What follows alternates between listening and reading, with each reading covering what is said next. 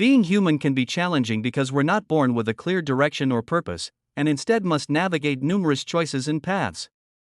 However, when we discover our sense of purpose, or life's task, everything falls into place, bringing direction, focus, and energy.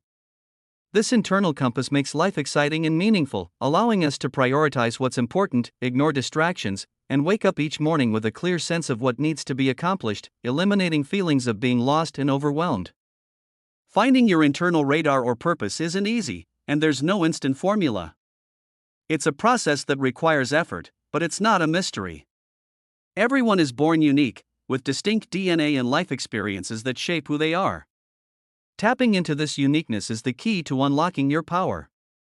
As children, we have innate impulses and preferences that guide us, which psychologist Maslow called impulse voices. These voices help us understand what we love, hate, like, and dislike.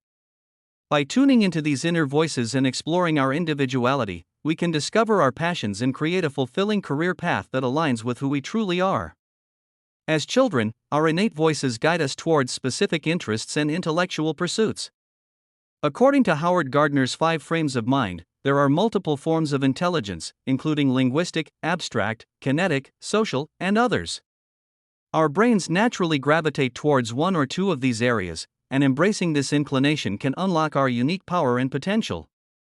Reflecting on our childhood passions and interests can help us identify our dominant intelligence and the direction of our inner voice. For instance, I personally had a primal fascination with words and language from a young age, which has shaped my path and interests. Childhood experiences often spark a sense of wonder and curiosity, shaping our passions and interests, as seen in examples like Albert Einstein's fascination with his compass, Steve Jobs' captivation by technological devices, and Tiger Woods' excitement watching his father play golf. However, as we grow older, external voices begin to drown out our inner guidance, with teachers, parents, and societal expectations leading us astray, urging us to conform to certain norms or career paths, and making it harder to stay true to our original passions and interests. As teenagers, we're heavily influenced by our peers and societal pressures, making it even harder to hear our inner voice. This confusion often continues into college, where we may choose majors based on practicality or parental expectations, rather than our true passions. Entering the workforce without a clear sense of direction can lead to feelings of lostness and disconnection. While financial stability is important, prioritizing it over emotional fulfillment can set us on a misguided path. In contrast, when we tap into our primal inclinations and passions, we become emotionally engaged, disciplined, and motivated, leading to faster learning and growth.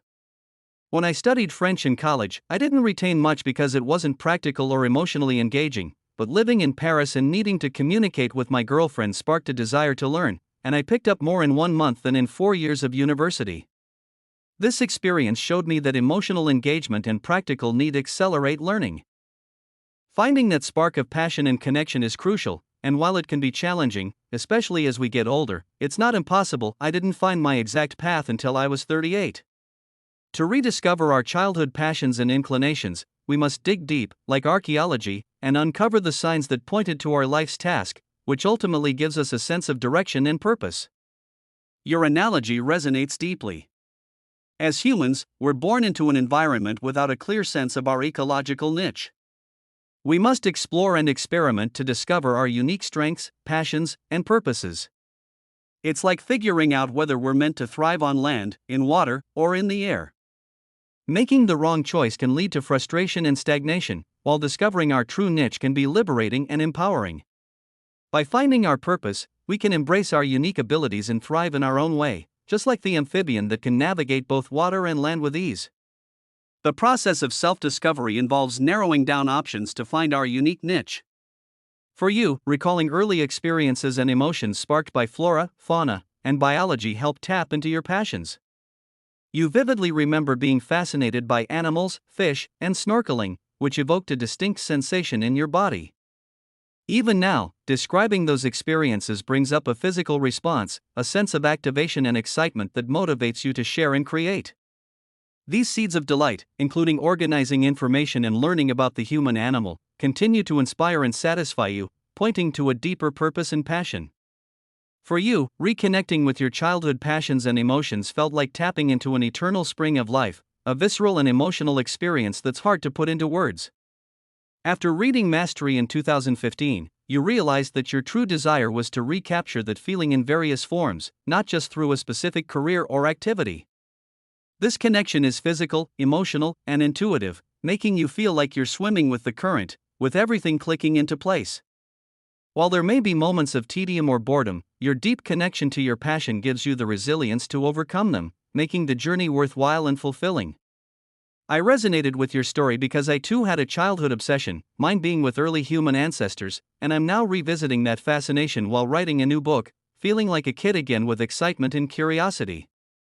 While I acknowledge my inclination towards intellectual pursuits, I recognize that the delight and excitement are visceral and physical, requiring expression through activities like writing, drawing, and speaking. I wonder about individuals with different dominant frames of mind, like those with kinesthetic intelligence, and what it's like to experience the world primarily through physical sensations and movement, which is not my own dominant frame of mind. A podcast listener shared that they experience thought as bodily sensations, sparking intrigue about the diverse ways people think and process information. This raises questions about what draws us to our passions and purposes. Is it positive experiences, negative ones, or a combination of both? Both love and hate can be useful guides, and nonverbal intelligence, emotional contagion, and image-based thinking also play a role in shaping our purposes. Our interests and passions can be shaped by our environment and upbringing, such as absorbing our parents' interests.